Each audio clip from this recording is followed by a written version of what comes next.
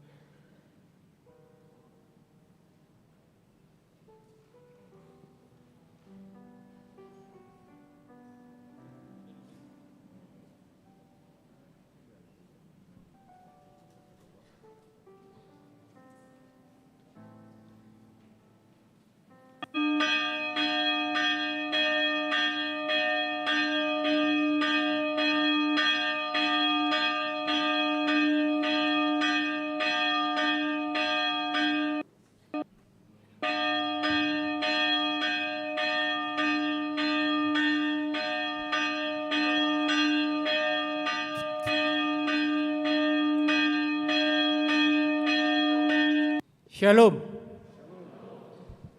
Sebelum kita memulai ibadah pada sore hari ini, jemaat yang ada di tempat ini, di gereja ini, serta jemaat yang mengikuti secara live streaming, sebelum kita beribadah, mari kita persiapkan hati dan pikiran kita dengan berdoa di tempat masing-masing.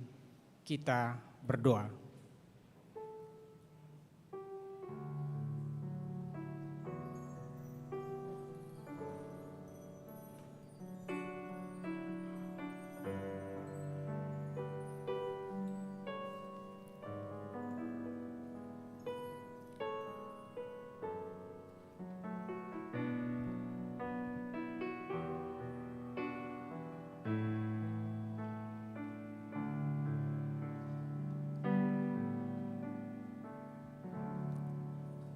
Amin.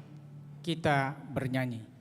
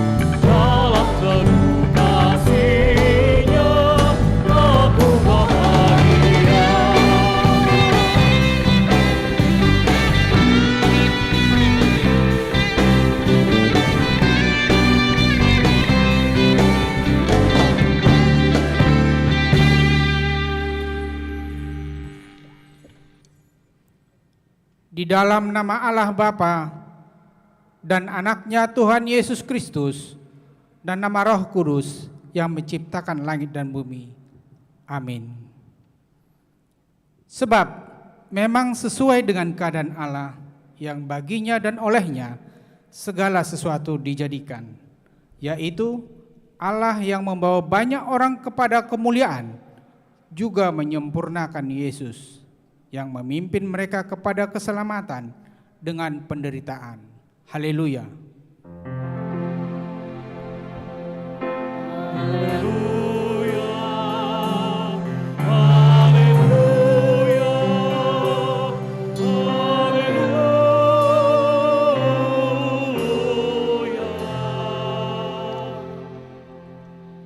Kita berdoa. Ya Tuhan Allah Bapa yang Maha Pengasih, Engkau melihat dan mengasihi kami umat-Mu. Engkau tidak menunda, tetapi menyerahkan anak-Mu yang tunggal itu ke tangan orang-orang berdosa. Dia menderita aib dan nista dan akhirnya mati di kayu salib. Tolonglah kami, agar kami tahan dan bertekun dalam penderitaan seperti Dia, supaya nama-Mu bersama-sama dengan Tuhan Yesus Kristus dan Roh Kudus dipermuliakan. Amin. Kita bernyanyi.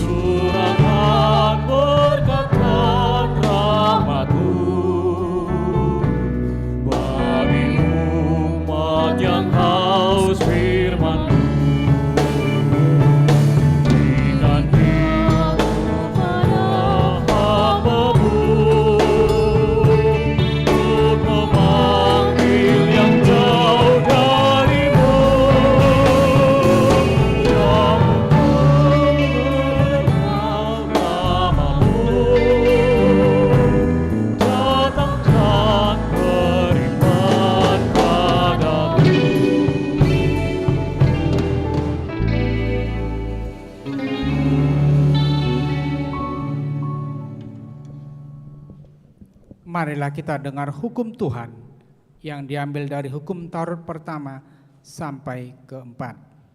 Dengarlah hukum Tuhan. Pertama, Akulah Tuhan Allahmu, jangan ada padamu Allah lain di hadapanku.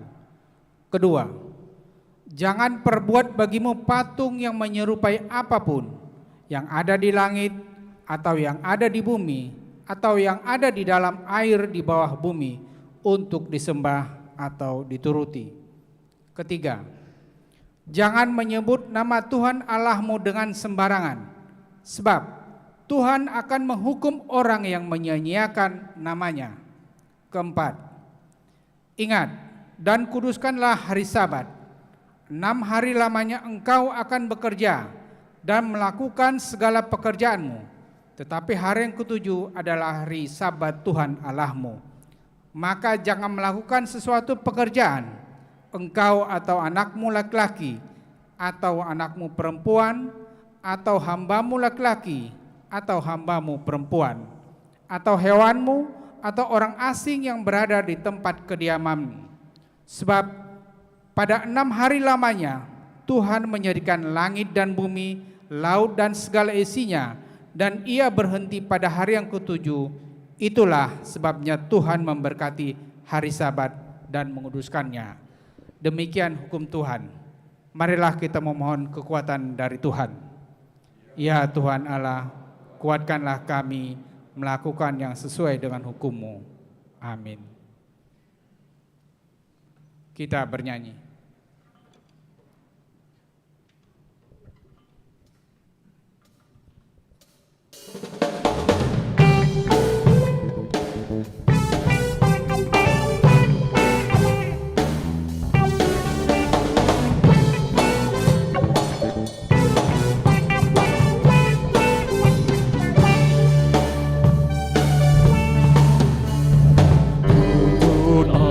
Aku Tuhan Allah lewat dunia, Kau berkuasa dan setia, bimbing aku yang lemah. Roh di sorga, puaskanlah jiwaku, puaskanlah jiwaku.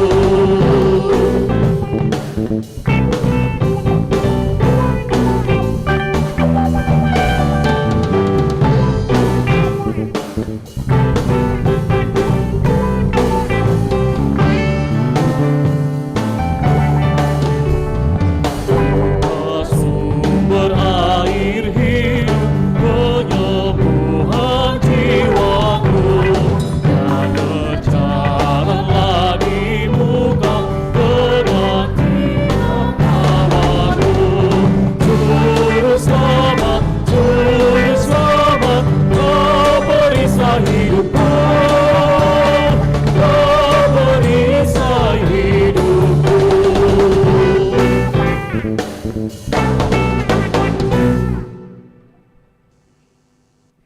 Marilah kita merendahkan diri di hadapan Tuhan untuk mengaku dosa-dosa kita. Kita berdoa. Ya Tuhan Allah yang Maha Kuasa dan Maha Benar, pengasih dan penyayang, bermurah hatilah Engkau ya Tuhan terhadap kami. Kiranya Tuhan berkenan mengampuni segala dosa dan kejahatan kami. Tiada yang lain yang dapat menjadi pelindung dan penyelamat bagi kami selain dari kasih sayang dan pembenaran-Mu yang tunggal. Karena itu, karuniakanlah kami ketenangan dan penghiburan di dalam pengorbanan anak-Mu, Tuhan Yesus Kristus Juru Selamat kami. Amin.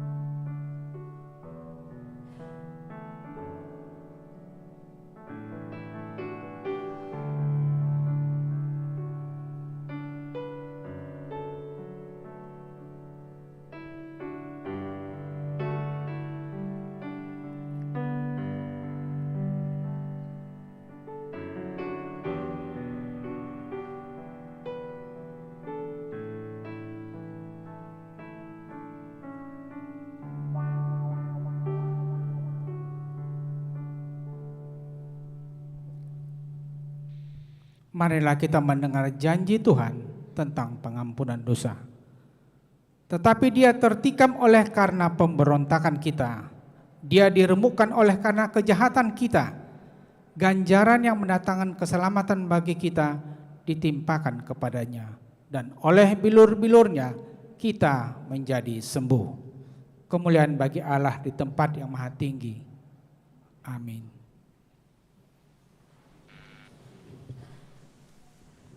Kita bernyanyi.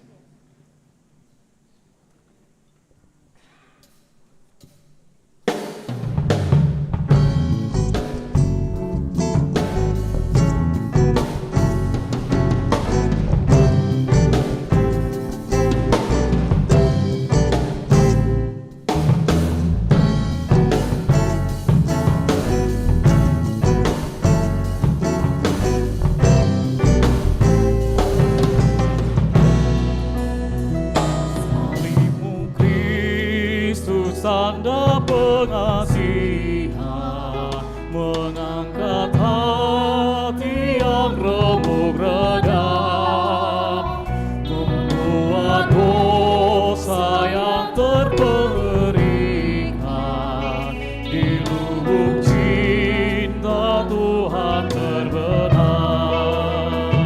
Di dalam Tuhan kami balik lahir. Kini berseri, teruras darah suci yang mengalir disalib pada bukit Kalvari.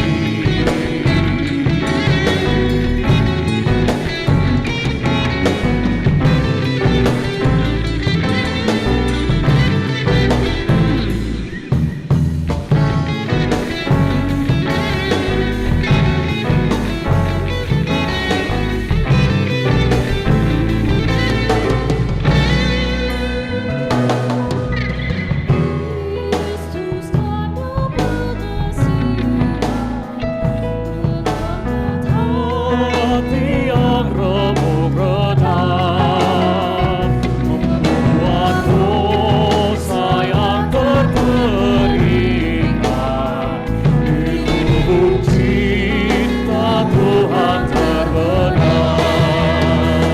Di dalam Tuhan kami balik lahir, insan berdarah kini berseri.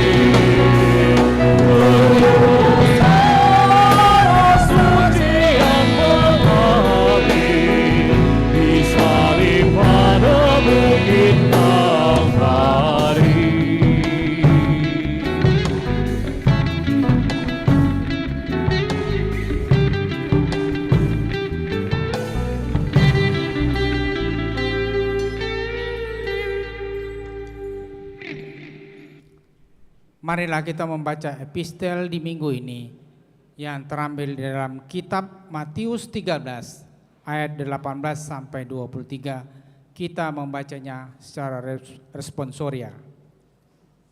Karena itu, dengarlah arti perumpamaan penabur itu.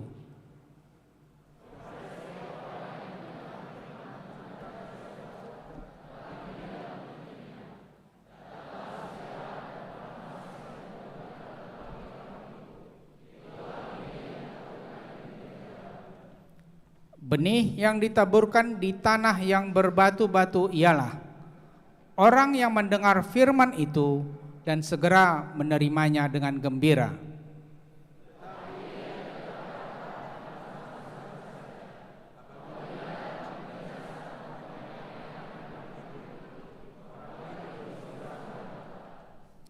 Yang ditaburkan di tengah semak duri ialah orang yang mendengar firman itu, lalu kekhawatiran dunia ini dan tipu daya kekayaan menghimpit firman itu sehingga tidak berbuah.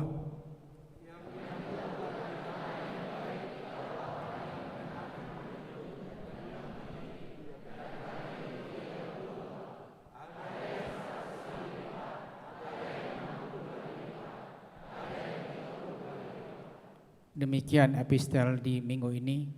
Berbahagialah orang yang mendengar firman Allah serta memeliharanya. Amin. Kita bernyanyi.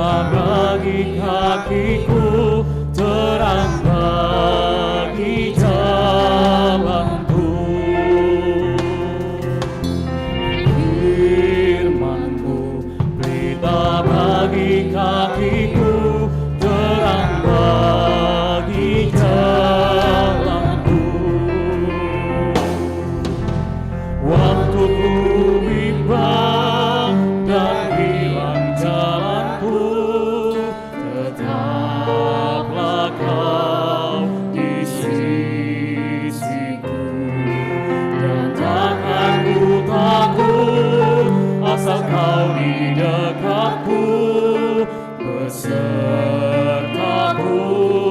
selamanya.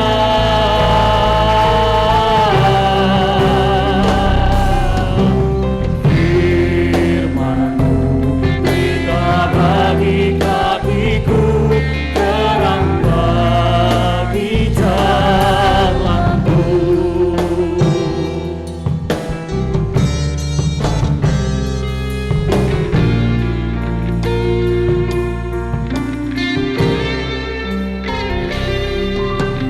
Thy word is a lamp unto my feet and a light unto my path. Thy word is a lamp unto my feet and a light unto my path. When I feel afraid, your reach I cross my way.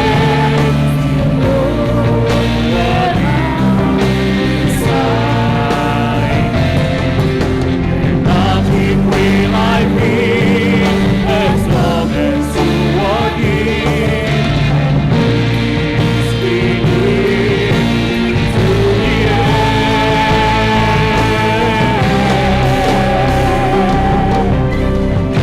Thy word is a lamp unto my feet and a light unto my path.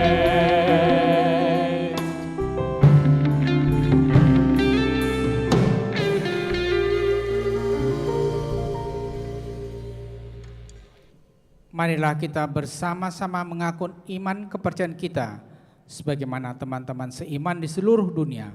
Kita bersama-sama mengucapkannya. Aku percaya kepada Allah, Bapa yang Maha Kuasa, Halil langit dan bumi. Aku percaya kepada Yesus Kristus, Anaknya yang tunggal Tuhan kita, yang dikandung daripada Roh Kudus, lahir dari anak darah Maria, yang menderita sengsara di bawah pemerintahan Pontius Pilatus, disalibkan, mati dan dikuburkan, yang turun dalam kerajaan maut, pada hari yang ketiga, bangkit pula dari antara orang mati, naik ke surga, duduk sebelah kanan Allah, Bapa yang Maha Kuasa. Dari sana akan datang kelak untuk menghakimi orang hidup dan yang mati. Aku percaya kepada Roh Kudus dan adanya satu gereja yang kudus dan am, persekutuan orang kudus, pengampunan dosa, kebangkitan daging, dan hidup yang kekal. Amin.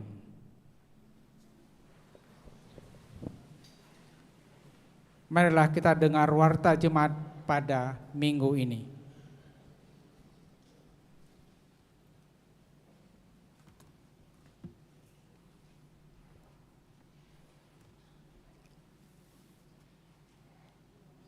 Warta jemaat di HKBP Sutoyo, Minggu 27 Februari tahun 2022.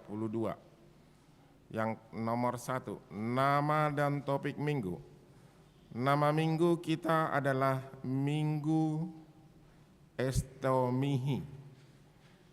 Topik minggu, firman Tuhan tidak akan kembali dengan sia-sia. Yang kedua, pemberkatan nikah. Pengumuman pertama, akan menerima pemberkatan nikah Tommy Junianto Tapubolon, putra dari Bapak Tunggul Binsar Oloan Tapubolon dan Ibu Emilia Boru Simanjuntak, anggota jemaat HKBP Sutoyo Resort Sutoyo, alamat Cipinang Galur Kulon, RT 005, RW 003, Sektor Jati Bening. Dengan tunangannya, Priska Luciana Boru Pasaribu, putri dari Bapak Joni Pasaribu dan Ibu Lena Rosmaida Boru Manurung, anggota Jemaat HKBP Resort Pondok Gede, Distrik 19 Bekasi. Alamat Jalan Merapi 5, Perum Pondok Melati Indah, Blok D10, Garing 19, Pondok Gede. Pemberkatan nikah Sabtu 12 Maret di Gereja HKBP Sutoyo Resort Sutoyo, masuk pukul 8 WIB. Kiranya Tuhan Yesus memberkati rencana pernikahan tersebut. Yang ketiga, persembahan ke depan altar.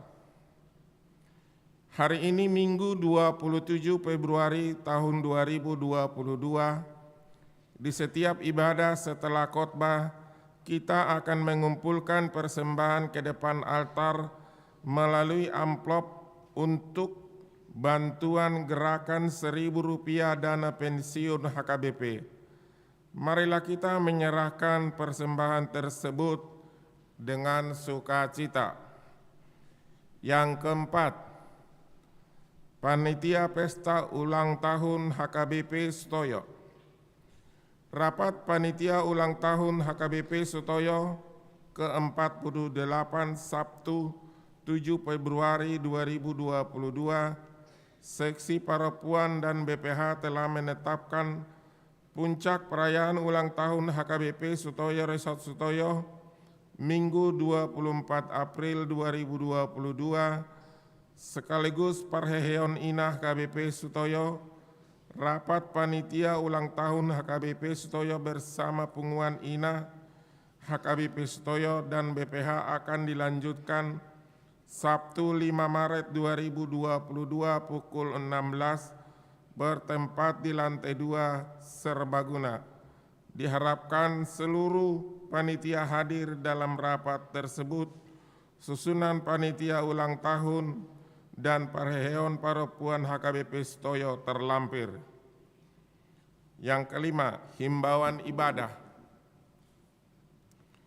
Kita telah memasuki PPKM level 3 sampai tanggal 28 Februari 2022 dengan memberlakukan prokes yang ketat serta memakai masker, 2 masker, atau masker ganda.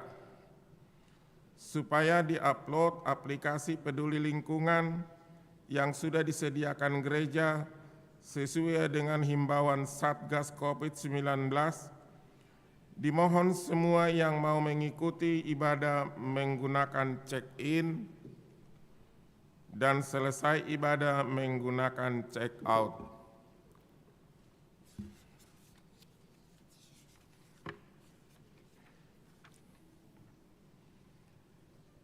Yang keenam, pertanyaan sektor.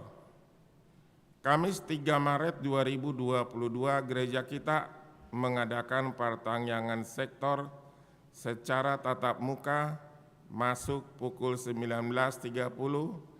Bagi yang mengikuti secara live streaming, link YouTube akan dibagikan melalui WA grup masing-masing sektor. Yang ketujuh, berita duka cita. Telah berpulang ke rumah Bapak di sorga, Bapak Lamhot Sinaga, Senin 21 Februari tahun 2022, tutup umur 53 tahun, meninggalkan istri Renta Borusitorus dari sektor Pondok Bambu, Pondok Kelapa. Kiranya Tuhan Yesus menghibur keluarga yang ditinggal. Yang kedelapan, sumbangan. Gereja kita menerima sumbangan dari keluarga Situa SN Siaturi Boru Manurung, sektor Pondok Bambu, Pondok Kelapa, bunga altar untuk Minggu 27 Februari tahun 2022, ucapan syukur atas berkat dan penyerahan Tuhan keluarga sehat-sehat. Kiranya Tuhan memberkati yang memberikan sumbangan tersebut. Untuk lengkapnya warta ini dapat kita baca pada warta cetak gereja. Demikian warta jemaat kita pada minggu ini. Tuhan memberkati gerejanya. Amin.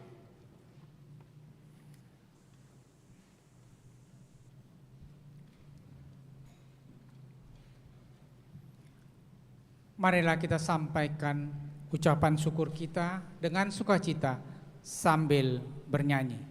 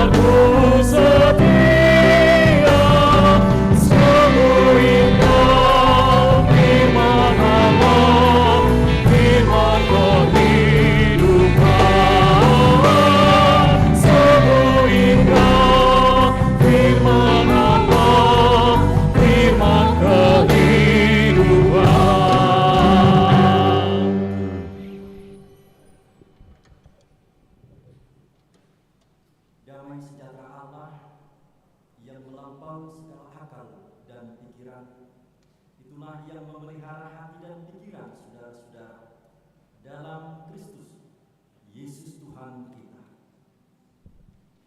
Amin. Shalom. Jemaat yang dikasihi Tuhan, kaum muda gereja, orang tua kami yang beribadah secara onsite di gedung gereja kita HKBP Sutoyo ini, dan juga bagi saudara-saudari Amon dan Inang yang beribadah secara online dari kanal YouTube gereja kita HKBP Sutoyo ini, kami menyapa untuk kita sekalian. Selamat hari Minggu, salam sehat, Horas Madhita. Firman Tuhan yang meneguhkan iman kepercayaan kita pada Minggu Estomihi ini tertulis dalam Kesaksian.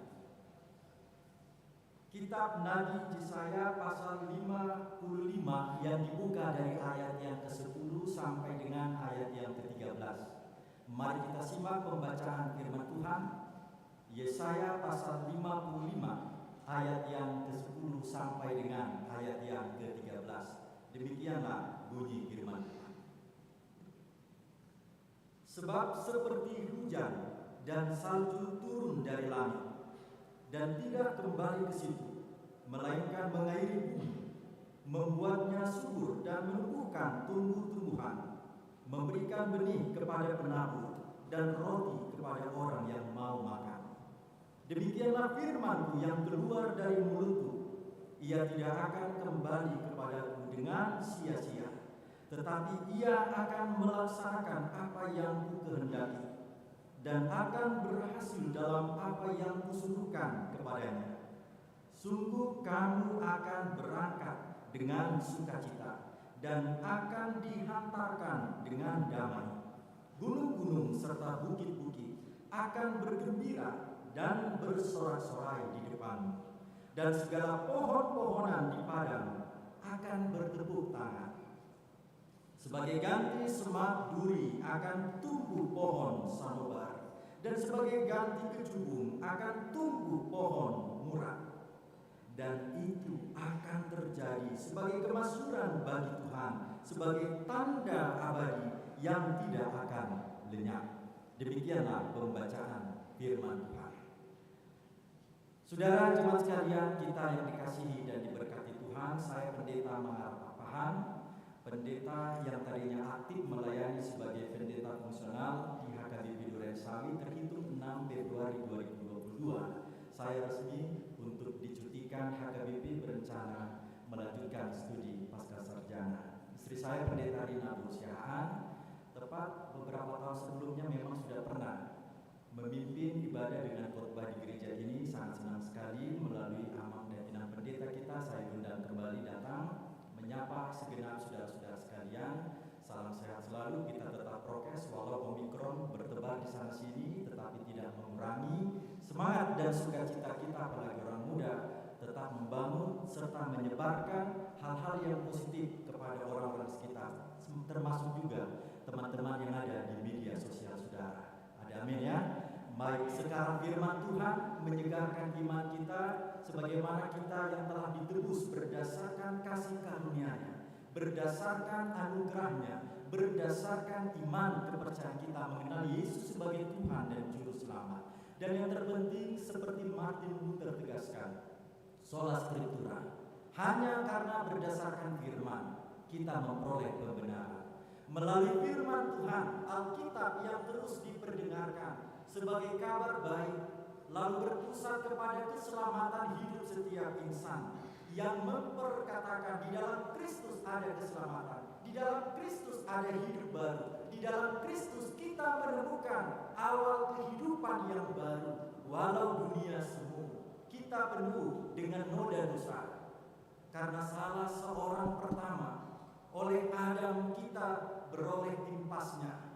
Oleh karena manusia yang pertama melanggar terhadap perintah Tuhan, maka kena batunya, kena getahnya, kita pun terstatuskan dengan dosa warisan. Sehingga tidak seorang pun mampu membenarkan dirinya oleh karena perbuatan baik. Sehingga tidak seorang pun di antara kita yang mampu memperkatakan, walau saya rajin Kalau saya rajin berdoa, saya ikut terhadap perintah Tuhan. Tapi bukan berarti yang namanya status berdosa nol dari antara saudara-saudara bersama dengan saya. Itu sebabnya setelah Yesus datang sebagai Adam yang kedua, memperbaharui kehidupan kita. Dia adalah Logos Tuti. Firman telah menjadi daging. Firman itu adalah Allah. Yohanes 1 ayat 1 dengan tegas memperkatakan, pada mulanya adalah firman. Kalau terjemahan bahasa Ibrani dalam penciptaan manusia, terjemahan Latin juga menjurus demikian, creatio ex nihilo, Allah menciptakan dari yang tidak bernyawa menjadi ada kehidupan. Bereshit bara Elohim we'et hasyamayim. Pada mulanya Allah menciptakan langit dan bumi.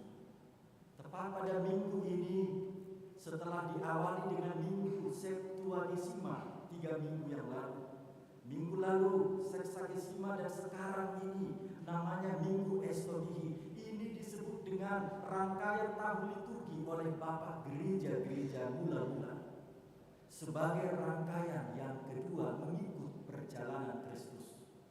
Kalau kita bagi dalam 3 tahapan, 1 tahun rangkaian tahun liturgi itu yang dibuka dari tahun baru gerejawi, Minggu Advent, perayaan Natal hingga ke Epifanias. Itu rangkaian Natal, rangkaian yang pertama. Kemudian masuk tahapan yang kedua, rangkaian kedua disebut dengan rangkaian Paskah. Kita telah memasuki minggu-minggu Prapaskah atau yang dikemas dengan minggu-minggu Prapasion. Memang di HKBP kurang diterjemahkan dalam pewujud penyataan soal tradisi gereja mula-mula dengan pengkalimatan Rabu Abu. Rabu Abu yang selalu diwariskan menurut teologi liturgi Lutheran dan juga gereja sahabat kita Katolik sampai sejauh ini masih terus memelihara tradisi Rabu Abu yang akan dibuka nanti hari Rabu 3 hari setelah hari ini. Untuk apa tujuannya? Apa maknanya? Ini mengingatkan kita, hai manusia, hai saya, kita, saudara-saudara sekalian yang berada di gedung gereja dan di rumah.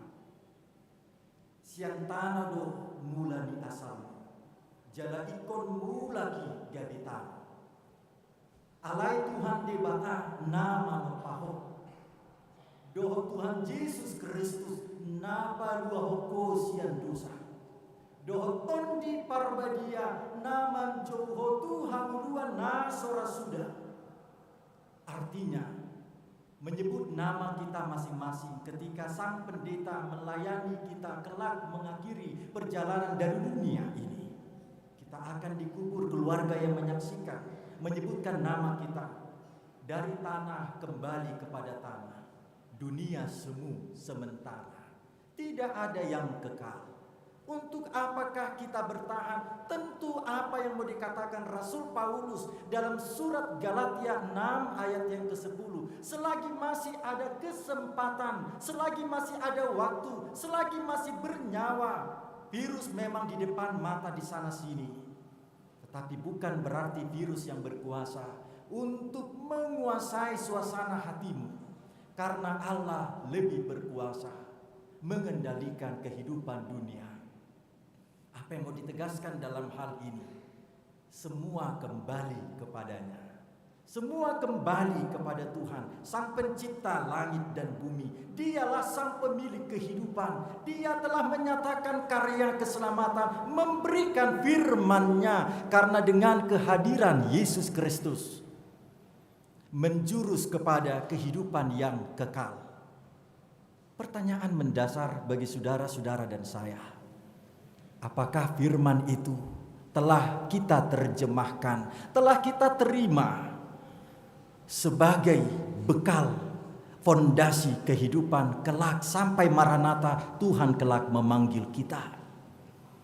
Maka Yesus ambil adil dalam memberikan pencerahan tentang makna daripada kehadiran firman-Nya, seperti perumpamaan tentang seorang penabur yang diuntai dalam Pembahasan Injil Matius pasal 13 ayat 1 hingga ayat yang ke-17. Sebelum memulai turpuk atau nas epistel kita, Yesus dengan tegas memperkatakan, adalah kehadiran firman seperti seorang penabur yang akan menyemaikan benih ini di tempat alamat yang 4 berbeda. Yang pertama, benih ini disemaikan di pinggir jalan. Ini adalah gambaran bagi setiap kita, insan umat ciptaan Tuhan yang menganggap firman itu hanya sebatas iklan. Ya kalau sang pendetanya jago membuat lawak-lawak, kita juga senang kan gitu ya. Ibarat kayak pelakon yang namanya stand up comedy kan gitu. Terus diikutin, ini di mana IG-nya, ini di mana TikTok-nya kan gitu. Ini adakah YouTube-nya? Lantas kita langsung memfollow kan gitu. Kita mengidolakannya. Tapi kalau tidak sesuai dengan selera, seperti gambaran yang Yesus katakan, datanglah burung langsung dimakan ini benih lenyap. Suasana hati sangat menentukan posisi kehadiran fungsi daripada firman. Benih itu sia-sia karena tempat alamatnya tidak tepat. Lalu Yesus gambarkan dengan kehadiran alamat kedua, benih itu disemaikan bertetanggaan dengan semak belukar. Kalau terjemahan bahasa Batak tadi saya khotbah, Parsihupian. Bagi kita yang asli dari anak Toba sekitarnya, daerah Tapanuli Utara, Humbang atau Dairi sekitarnya, kita nak rantau datang ke sini, kuliah, kerja di tempat ini, ya enggak mungkin dalam arti masih kenal lah namanya tumbuhan putri malu. Saya berharap masih ada yang kenal ya. Kalau ada coba gini-gini dulu. Oh ya ada rupanya. Adakah di antara kita yang asli dari Hitaan? Bila ada, oh ya banyak juga, puji Tuhan. Bangga dong ya kita bisa datang ke Jakarta, kita kuliah di sini, kita bisa bekerja di sini, bangga. Padahal kalaupun disebutkan tetangga, ya BTL gitu ya kan. Kalau gimmick-gimmicknya yang ada di media sosial, kalau kita mengidolakan artis jebolan idol atau apalah namanya, ya kalau yang sebelah dibilang terkenal, followersnya banyak, dia trending gitu ya kan. Ini karena gimmick-gimmick. Kalau jalur prestasi lebih keren kan gitu. Kita pun demikian. Karena jalur prestasi dengan kejujuran, dengan daya juang tentunya kita berani bertarung menghadapi berbagai kesulitan. Nggak mudah loh ya. Saya yakin bagi kita yang datang dari tanah perantauan, kita berada di sini, kita dari kampung halaman, perjuangannya nggak mudah. Lulus dulu masuk PTN atau masuk ke PTS, setelah lulus dapat gelar akademik atau kita disebut dengan ahli madya, sarjana dan lain sebagainya. Ketemu dapat jodoh gitu ya, kalau bisa dari gereja kenapa enggak kan gitu ya. Dan dulu memang saya tahu ya gereja Sutoyo tempat gereja berjodoh, amin ya. Ya kalau bisa di gereja ngapain harus di luar, apalagi beda agama, hati-hati kan gitu. Ya bolehlah berteman beda agama, Tuhan juga nggak ngelarang. Tapi gereja kita dengan pagarnya, saya mengkhotbahkannya. Beda iman itu soal biasa, disingkat solbi kata kita orang Medan. Awak juga suka kok sama yang namanya cewek yang bukan orang Batak, biasa. Itu biasa kata teman. Kalau orang tua kita bilang seperti itu maunya sih dapat jodoh orang Batak, boru Batak, anak Batak, apalagi yang sudah sukses kan gitu. Mana ada lah orang tua kita yang kepingin kita JJB terus. Apa itu JJB? Jomblo-jomblo bahagia gitu ya. Ya nggak mungkin juga dong ya kalau sudah warning usia 30, anak boru, andigama boru, kan gitu ya kan? Pasti, apalagi doli-doli. Kapan namang? Makanya kalau setiap tanggal 31 Desember menjelang Mandok Hatta coming soon kata kita gitu kan, siap-siap deh kapan ini giliran papa, giliran mama, omaku, bapakku. Jadi hari manon di jurus nasidona teh Hatta akapoda kan gitu. Nasihat, bimbingan melalui wejangan dari orang yang sudah cukup makan garam pengalaman kehidupan, ini patut untuk kita pertimbangkan sebagai jalan masuk wisdom, supaya kita beroleh hikmat pengetahuan. Maka selaku orang muda, kata kitab Amsal, didiklah orang muda selagi dia muda menurut jalannya Tuhan. Amsal 1 ayat yang ke-7 dengan tegas memperkatakan takut akan Tuhan adalah permulaan pengetahuan. Tapi orang bodoh menghina didikan. Saya yakin dan percaya anak muda gereja, saudara-saudara bersama saya, walau kita sudah sarjana, mungkin sudah ada yang gelar magister, orang tua kita nggak tamat pun SD malahan kan gitu. Ya kita tetap menunjukkan rasa hormat dan kita mau mendengarkan nasihat sebagai jalan Tuhan memberikan hikmat. Amin. Semakin tinggi ilmumu, belajar seperti ilmu padi. Semakin tinggi ilmu, tinggi iman. Dia akan merunduk, makin menguning, makin berisi. Orang yang kaya dengan hikmat Tuhan pun demikian. Semakin dia berisi, semakin dia banyak pengalaman, semakin dia banyak belajar, dia akan semakin rendah hati. Saya yakin juga kita yang hadir saat ini adalah pribadi-pribadi yang rendah hati. Amin. Kita semua adalah pribadi-pribadi yang rendah hati. Apa alasannya? Apa buktinya? Menurut penuturan dari kitab Nabi Yesaya, peran daripada firman Tuhan yang selalu dibagikan orang tua, yang selalu dihadirkan melalui hamba-hamba Tuhan sejak dahulu kala ketika mereka eksodus dari Mesir menuju tanah Kanaan. Banyak sekali perintah, banyak sekali wejangan-wejangan yang ditetapkan Tuhan melalui Musa. Dan tidak berhenti sampai di situ juga. Walau orang Israel dalam pembuangan di Babel 70 tahun lebih lamanya. Kita bisa bayangkan ya, kalau mereka tadinya bangsa yang sejahtera, penuh dengan makanan, minuman, berlimpah ruah, tempat tinggal nyaman sekali. Tapi pada konteksnya Nabi Yesaya, justru mereka ibarat kata pepatah, sudah jatuh tertimpa tangga pula. Jamila jatuh miskin lagi kan gitu. Kecian deh.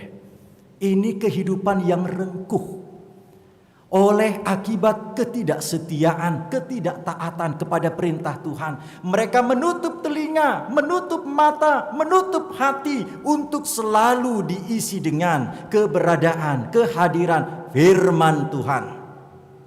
Oleh sebab itu, orang yang berbahagia, orang yang selalu diberkati Tuhan, seperti doa yang terus dipanjatkan ketika Amang Inang Sintua atau siapapun para pelantahbisan yang beragenda marliturgis di depan ini. Ketika kita membaca secara responsoria nas epistel itu, selalu ditutup dengan doa. Berbahagialah orang yang mendengarkan firman Tuhan serta memeliharanya. Enggak cukup hanya sekedar punya Alkitab baca. Enggak cukup hanya sekedar mendengar, menyaksikan dari kanal YouTube gereja atau dari mana bertebaran di media sosial sana yang kita konsumsi. Enggak cukup hanya sekedar kita menghafalkan isi dari ayat firman Tuhan. Tetapi lebih daripada itu, surat Yakobus katakan iman tanpa perbuatan adalah mati sia-sia. Maka jadilah menjadi pelaku firman. Berbahagialah orang yang telah menerima, mendengar, menyaksikan firman Tuhan, serta menghayatinya, serta menghidupinya. Ini letak kebahagiaan yang sejati yang Tuhan katakan. Maka ini pula yang dibagikan oleh Nabi Yesaya, mempertegas kepada umat Israel. Jati diri mereka dikembalikan. Hai umatku, hai bangsa pilihan Allah, ingatlah dahulu engkau telah dilepaskan. Dahulu engkau telah menerima penghargaan hidup yang layak di hadapan Tuhan. Lihatlah kehidupanmu saat ini. Tuhan mau merestorasi, Tuhan mau merekonstruksi, Tuhan mau memperbaharui. Sebagaimana semboyan dari Martin Luther katakan, supaya gereja yang terus-menerus diperbaharui itu pun terwujud sejak dulu, kini dan seterusnya. Ecclesia reformata semper reformanda. Gereja yang benar adalah gereja yang terus-menerus diperbaharui. Masih ingat toh ya, kalau kita dulu anak-anak Nyanyian sekolah minggu bergema. Kalau saya mengajar sekolah minggu suka sekali mengulang lagu ini. Baca kitab suci, doa tiap hari kalau mau tumbuh imanmu. Sederhana, kalimat itu sangat sederhana. Baca kitab suci, doa tiap hari kalau mau tumbuh imanmu. Mintalah hikmat. Itu yang mau Tuhan katakan. Maka apa yang dikatakan wejangan nasihat orang tua kita. Bagi kita orang-orang muda, jangan tutup matamu, jangan tutup telingamu, buka hatimu.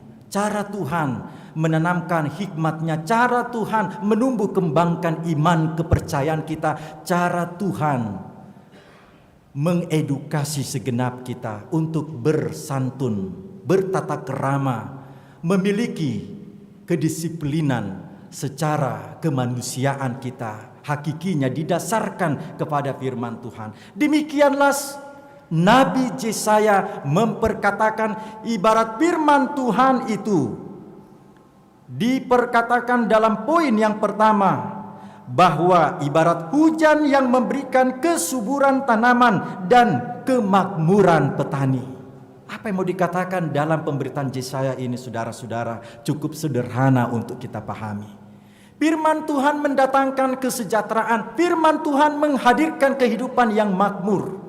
Karena konteks dalam masa Israel ketika mereka di pembuangan Babel, tanah gersang, musuh-musuh bangsa Asyur yang telah merampas hak ajasi mereka. Kini saatnya Tuhan merekonstruksi ulang, memberikan pencerahan. Ada yang namanya kehidupan baru.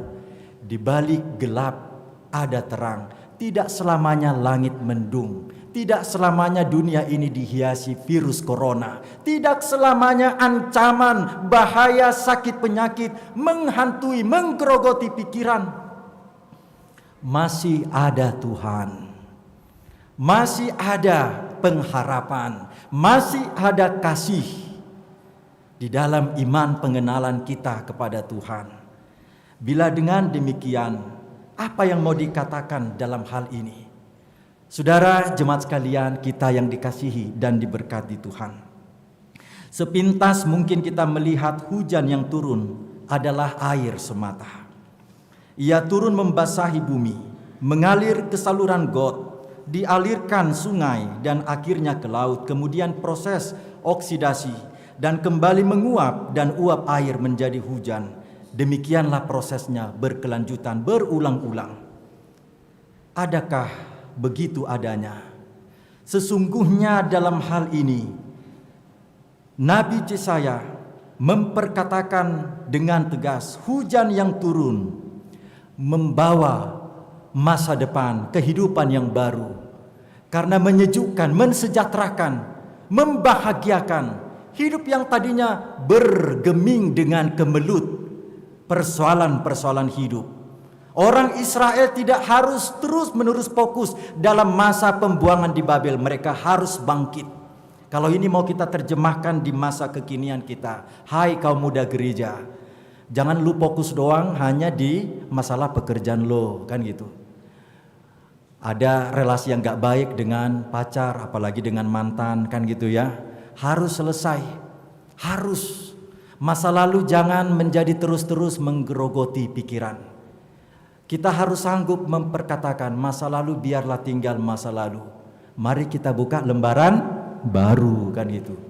Mantan biarlah berlalu. Mari kita buka pacaran yang baru. Boleh dong pacaran lebih dari sekali? Boleh, kenapa enggak, kan gitu. Tapi harus bertanggung jawab, kan gitu. Hati-hati dengan omongan ya. Kaulah cintaku sayang, buti maha tahun, kan gitu. Kaulah paling terganteng kuliah bang. Oh mantap nih. Dibikin lagi VT-nya ya, video TikTok-nya, kan gitu. Banyak pula lagi yang ngasih love itu ya kan, kasih tanda like-nya. Tambahlah followersnya, dapatlah uangnya, kan gitu ya. Pandai juga ilmu bisnisnya. Dijual yang namanya semua jadi konten. Sehingga ruang privasi pun gak ada lagi. Semuanya jadi konten.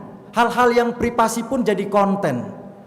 Lantas sebagai kaum milenial, orang-orang muda gereja, kita pun perlu hikmat Tuhan. Kita perlu daya nalar logika mana yang harus upload kan gitu ya. Yang mana yang harus boleh dipublish, yang mana yang tidak boleh. Itu kembali alat ukurnya dari mana?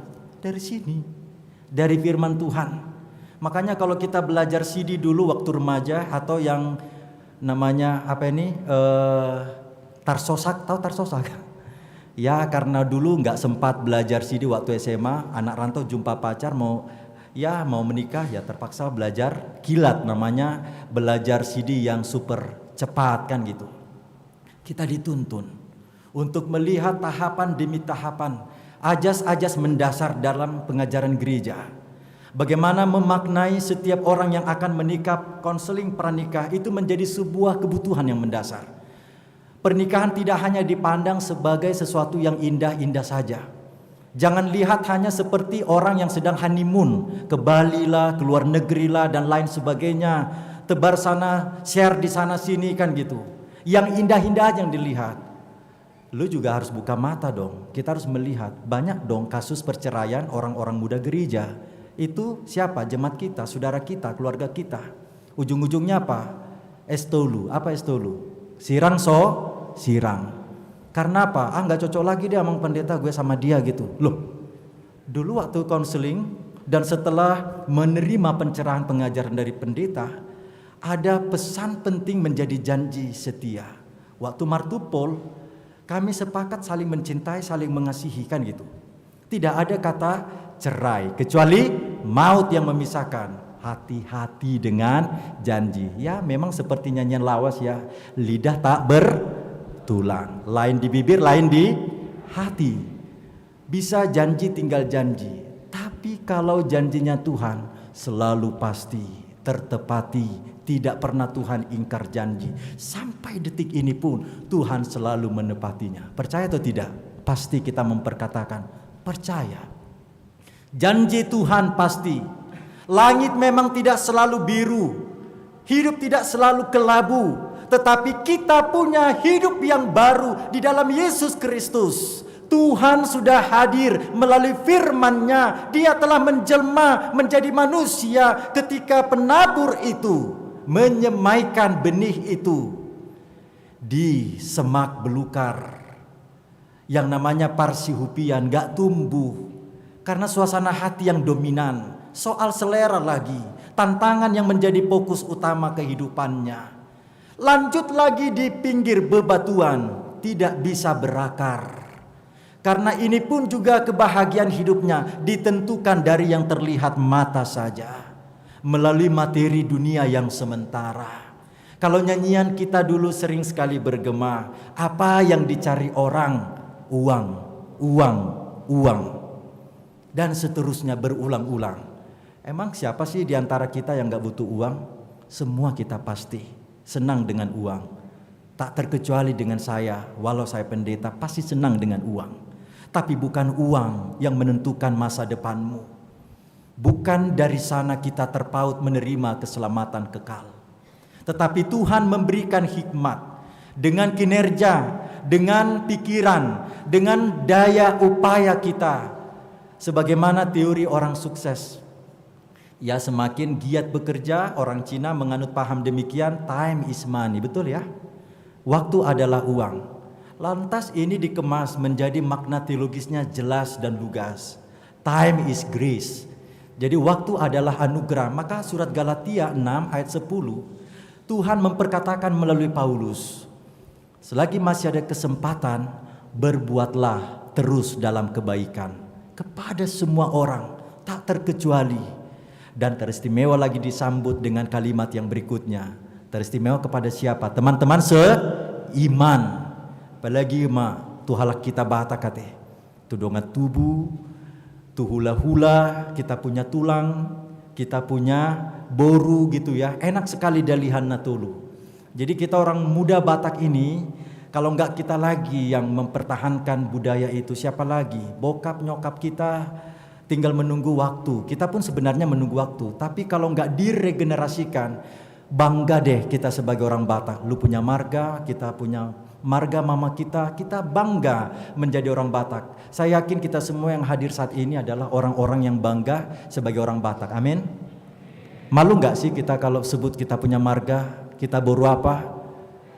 Nggak malu ya, tapi ada juga di KTP ini.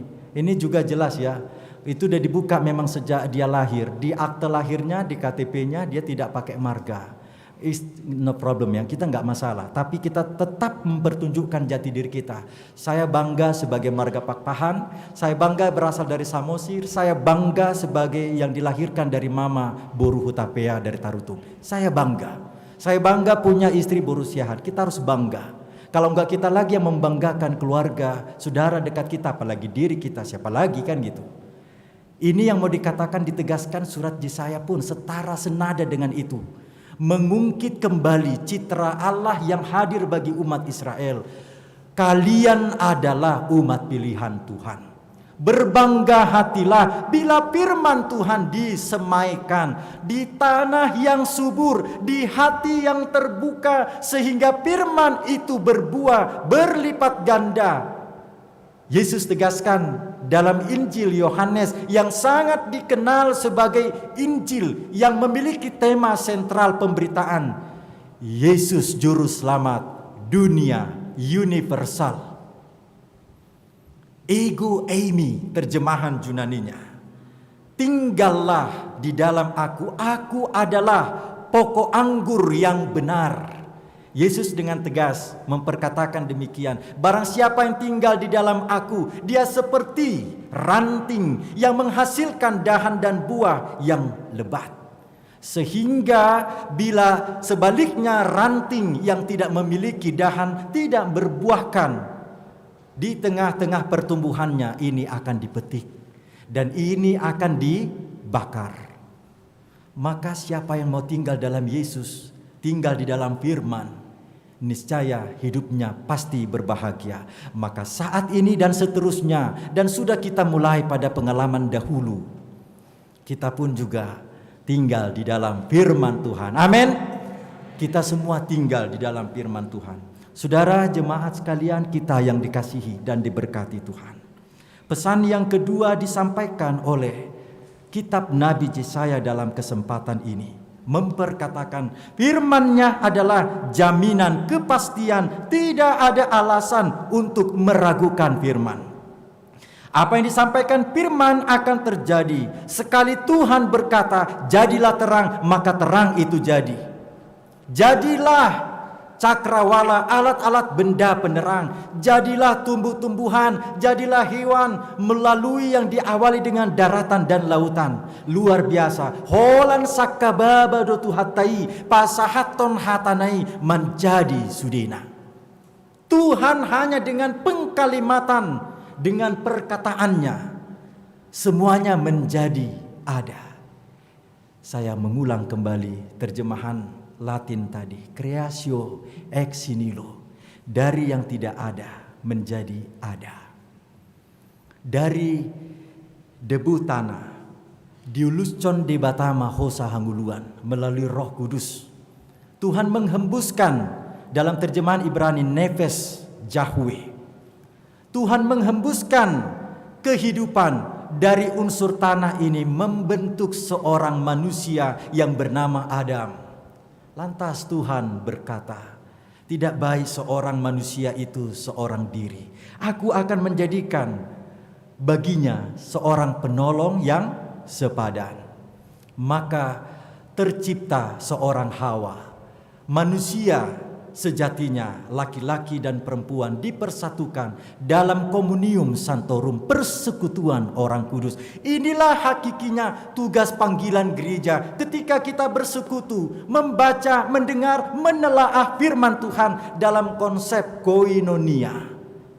Gereja kita HKBP telah menerjemahkan ini dalam pelayanan kategorial yang dibuka dari sekolah minggu, remaja, kaum muda Naposubulung, kaum bapak, kaum ibu dan lansia. Mari saudara-saudara, walau kita enggak secara administratif tertulis kewargaan kita di gereja ini, tapi di mana kita sering bergereja, apalagi kita yang keanggotaan gerejanya di sini, mari terlibat aktif. Tuangkan pikiranmu, berikan waktumu untuk Tuhan. Bila kita mau mengevaluasi setiap hari mana lebih banyak waktu kita Waktu kita untuk Tuhankah atau waktu untuk kebutuhan kita pribadi? Ini menjadi pergumulan yang mendasar. Kalau orang tua dulu, pengajaran daripada Nommensen selaku dari pembuka, pencetus, pemrakarsa, menjadi seorang pemimpin misioner yang pertama. Ketika Munson dan Liman gagal untuk menginjili di tanah Batak, maka dilanjutkan 4 orang teolog dan rohaniwan bersepakat berdoa di Peraja. Mereka yang bernama Heine Klemmer, Bet dan Van Asselt, yang akronim awal namanya disingkat menjadi HKBP.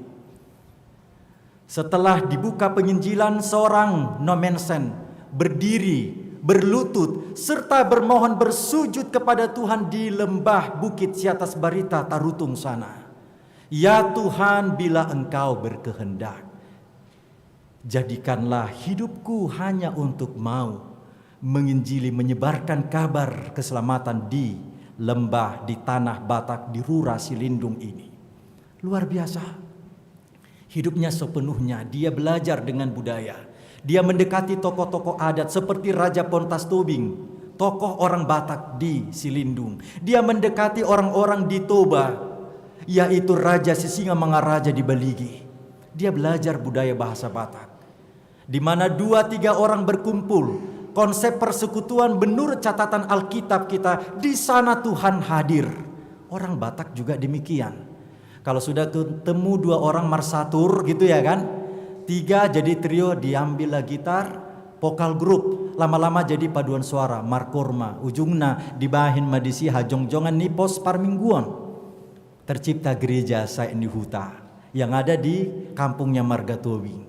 Ini menjadi perwujudan penginjilan yang dibentuk dari persekutuan yang akrab.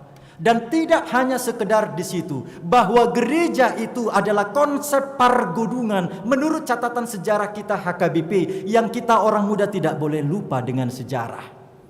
Apa yang dimaksudkan dalam hal ini? Bahwa gereja berdiri disertai dengan edukasi pendidikan yang menurut pada masanya Nommensen, orang Batak harus banyak belajar, harus bersekolah. Maka didirikan yang namanya kursus berjalan-jalan. Itu telah dihidupi seorang suster, Erfriede Harder, yang menjadi pencetus sekolah Bible Pro di Laguboti, yang diperuntukkan kepada perempuan-perempuan yang sudah mabalu atau menjanda, yang tidak diperhitungkan menurut budaya kita Batak. Saudara, kita sungguh sangat menikmati di zaman kekinian kita. Banyak fasilitas di zaman now. Mau kursus ada tempatnya. Mau sekolah di bidang yang kita gemari ada bidangnya. Ay muluna jolo au na disukun tuna tua-tua. Kemana kita mau bersekolah? Ya pengennya mereka jadi guru udah luar biasa ya. Menjadi guru sudah hebat sekali. Pokoknya menjadi orang sukses, jadi guru salah satu.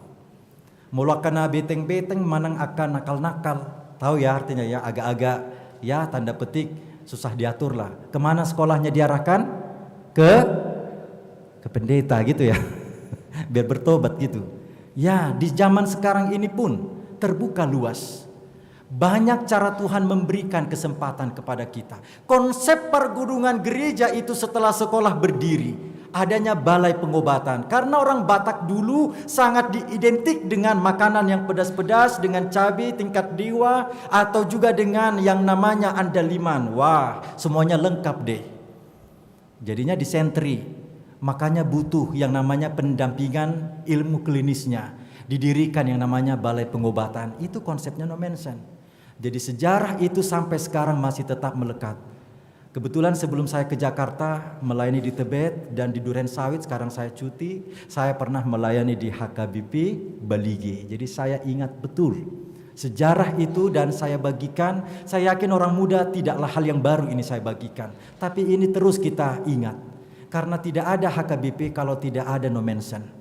Tidak ada HKBP di Jakarta ini kalau tidak ada dibuka dari yang namanya Sipirok yang pertama sekali. Kemudian ada sekolah penginjilan para surat dan kembali ke Pansurna Pitu dan sekarang menjadi sekolah teologi seminarium Sipoholon. Itu tidak bisa kita lupakan. Gereja HKBP diangkat dari Bona Pasogit. Berdirinya HKBP Sutoyo pun tidak terlepas dari sana. Jadi kita bangga orang Batak di perantauan di Jakarta ini bisa sekolah, bisa bekerja, bisa kita berbagi kebaikan kepada orang lain, kenapa tidak? Saya yakin dan percaya kita adalah orang-orang yang mau berbagi kebaikan kepada sesama. Amin. Siapapun kita, status mahasiswa, status pelajar, pekerja mula, karyawan biasa, punya posisi juga, Tuhan boleh pakai segenap kita. No mention sudah dipakai Tuhan, kita pun mau dipakai Tuhan. Saudara, bersama saya Tuhan mau pakai kita, penyebaran firman-Nya. Tahun Marturia yang dicetuskan oleh Kepala Departemen Marturia yang pertama almarhum Pendeta Sihite memberikan pesan, Boan Sadanari, bawa satu jiwa lagi. Lu punya pacar beda agama, ayo bawa. Jangan lu yang dibawa kan gitu. Ayo bawa mereka. Mari kita bawa untuk mengenal Yesus sebagai Tuhan Juru Selamat. Jangan malu untuk menunjukkan identitasmu sebagai murid Tuhan.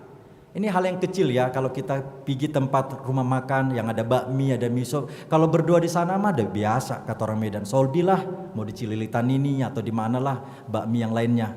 Itu biasa kalau kita berdoa, karena toh juga pemakan hal yang sama kan gitu.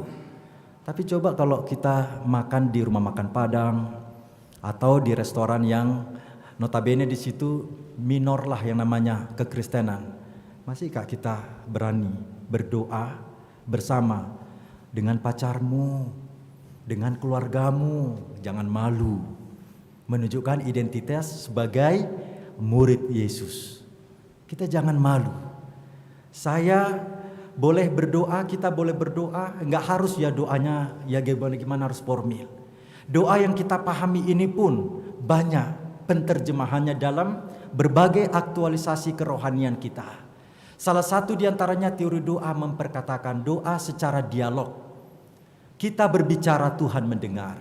Dan sebaliknya, doa yang monolog, kita berdiam diri, Tuhan yang berbicara lewat implementasi dari doa meditatif kita dalam keheningan kita. Mendengar suara alam, dalam kesunyian, menyendiri dengan kata retreat.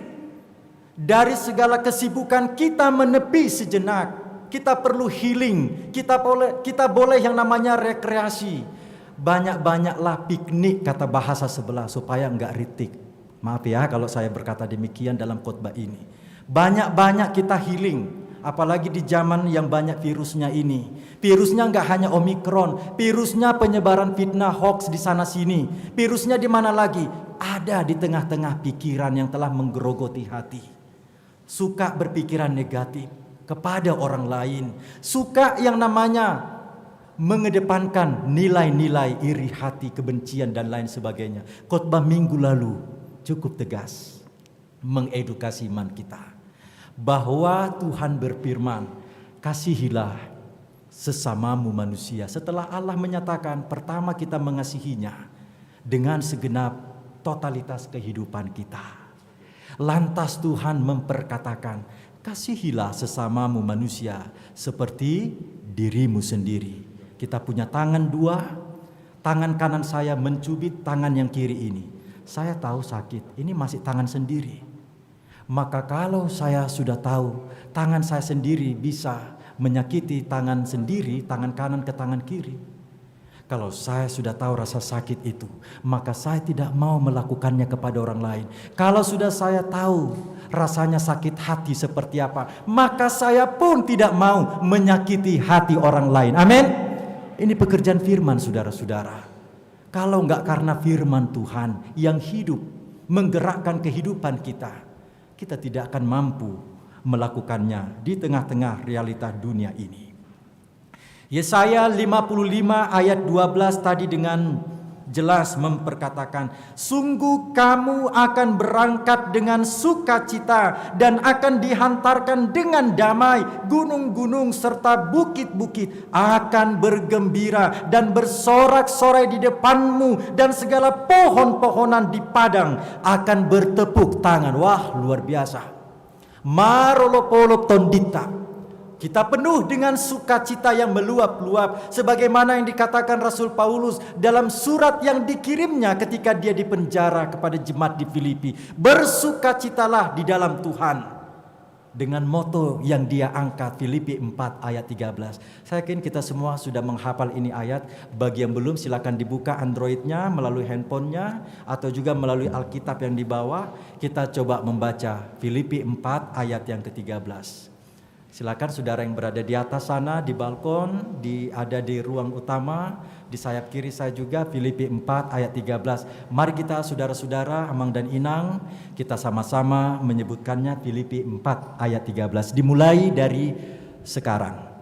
Segala perkara dapat kutanggung di dalam Dia yang memberi kekuatan kepadaku. Luar biasa loh ya, dia di penjara ini ceritanya. Tapi dia masih bisa menginjili. Dia mau menyebarkan berita kebaikan firman Tuhan. Jadi gak ada alasan bagi kita orang muda.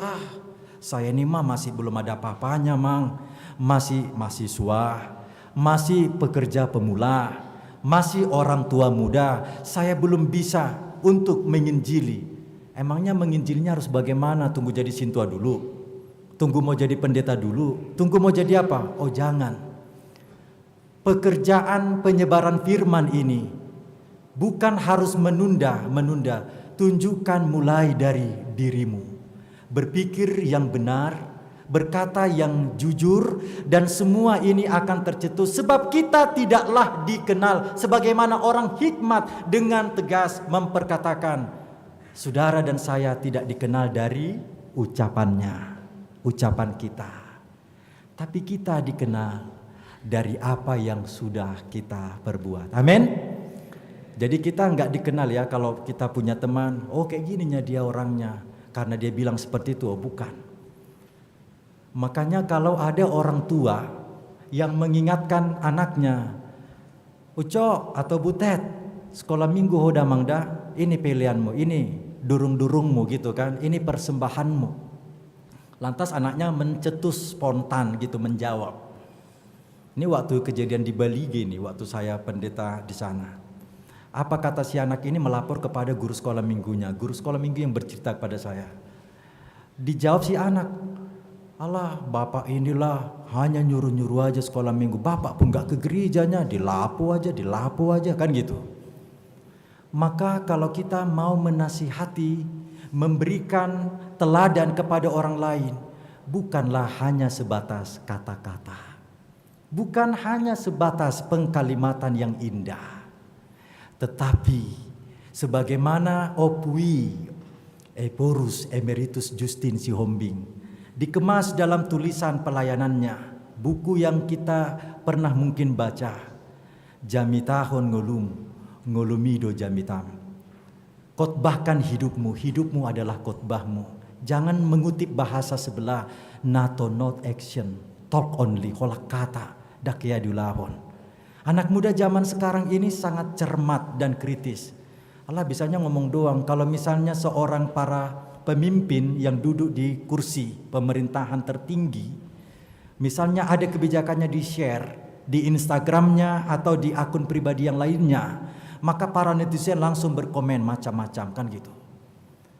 Saya yakin dan percaya kita pun kalau misalnya memberikan status yang kontroversi, ya nggak usah jauh-jauh deh.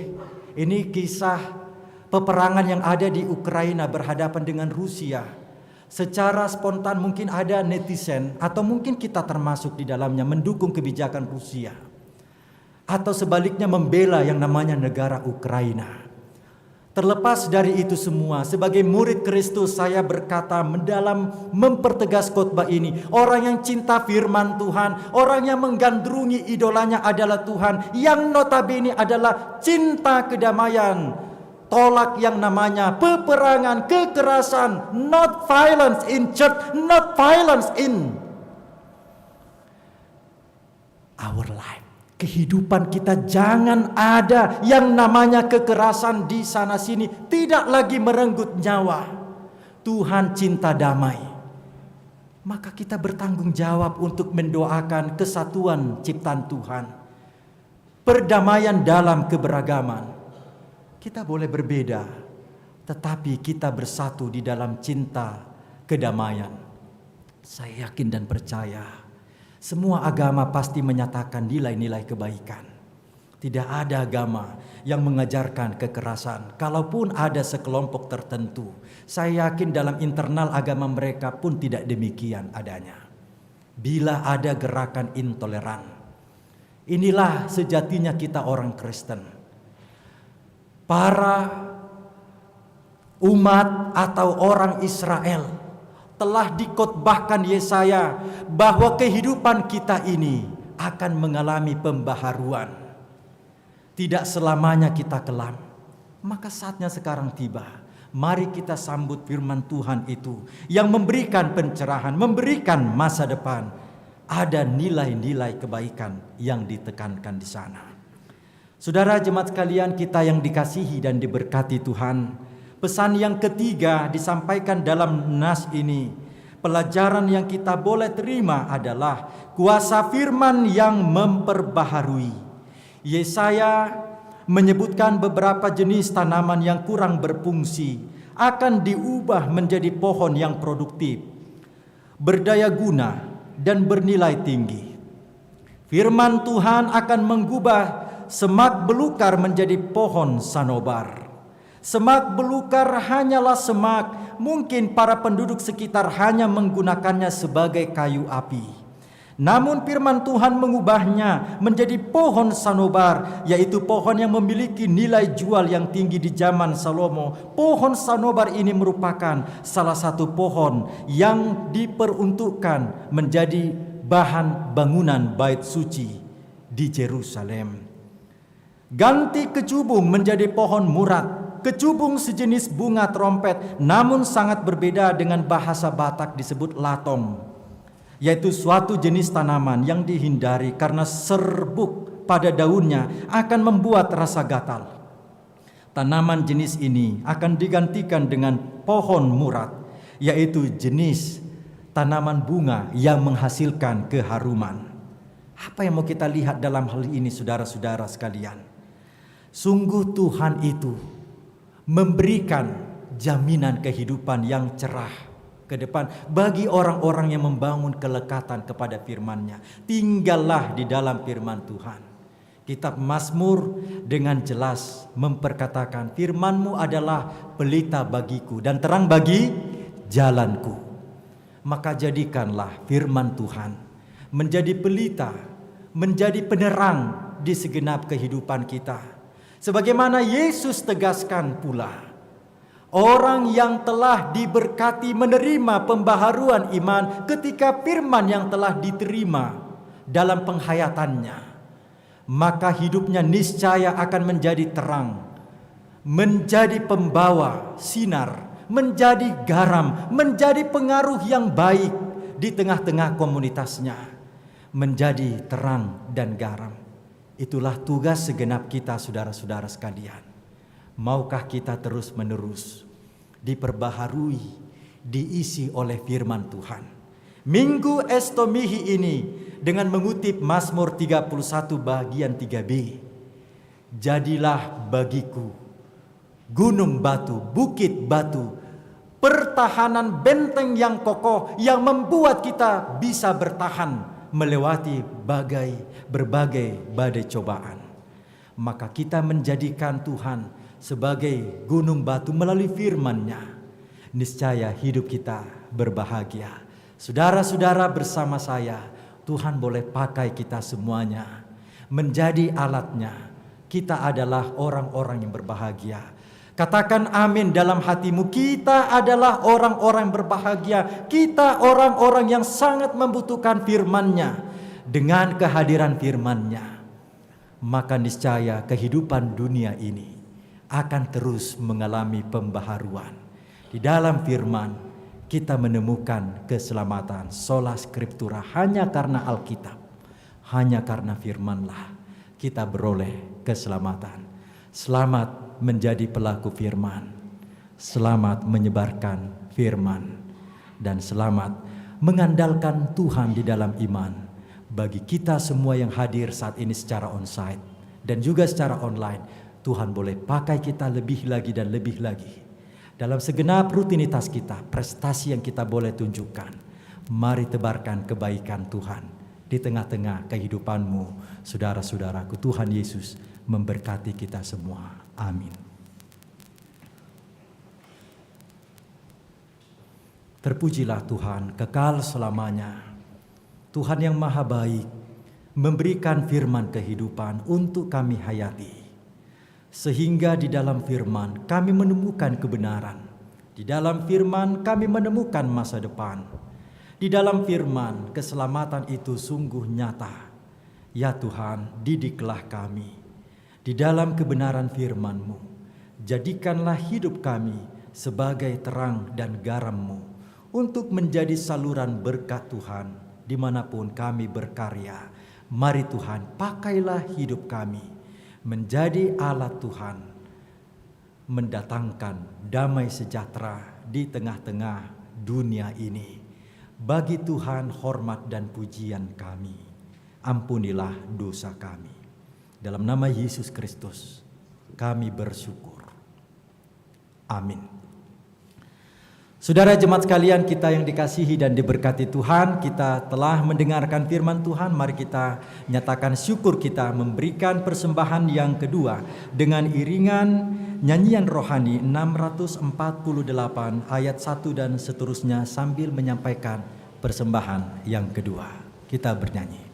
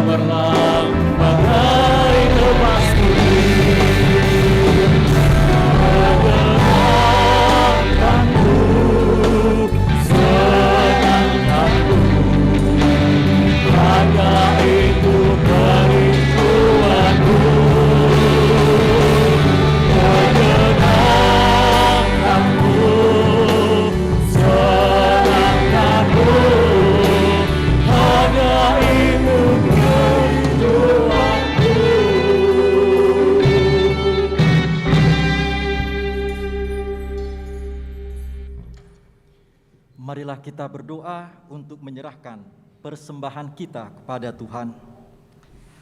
Ya Allah Bapa kami yang di sorga, kami mengaku bahwa Tuhan adalah sumber dari segala karunia yang melimpah dalam kehidupan kami masing-masing. Sebahagian daripada karunia itu kami serahkan kembali sebagai persembahan kepada Tuhan. Terimalah dan berkatilah persembahan umat-Mu ini, agar dapat kami pergunakan untuk pekerjaan dan pelayanan kerajaan Tuhan di dunia ini. Bukalah hati kami untuk mengenal betapa banyak berkat dan karunia yang kami peroleh dari Tuhan, supaya kami senantiasa bersyukur kepadamu. Di dalam nama Yesus Kristus Tuhan kami, amin. Tuhan karuniamu, roh dan jiwaku semua, kawat juga hidupku, atau milikku semua.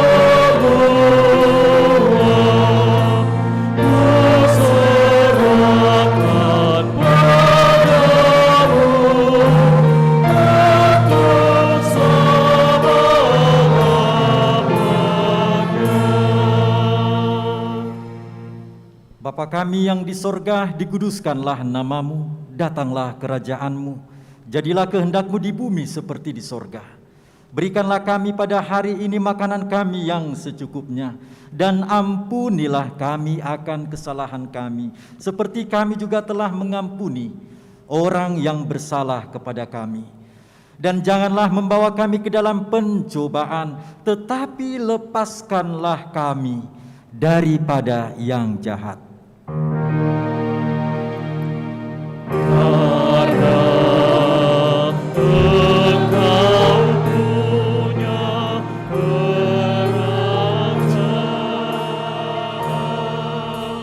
dan kemuliaan sampai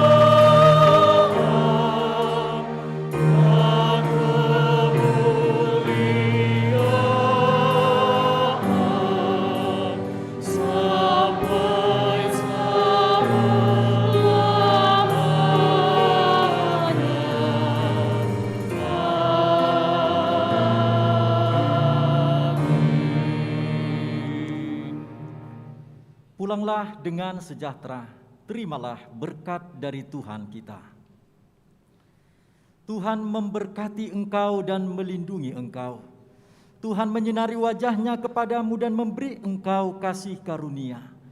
Tuhan menghadapkan wajah-Nya kepadamu dan memberi engkau damai sejahtera. Amin.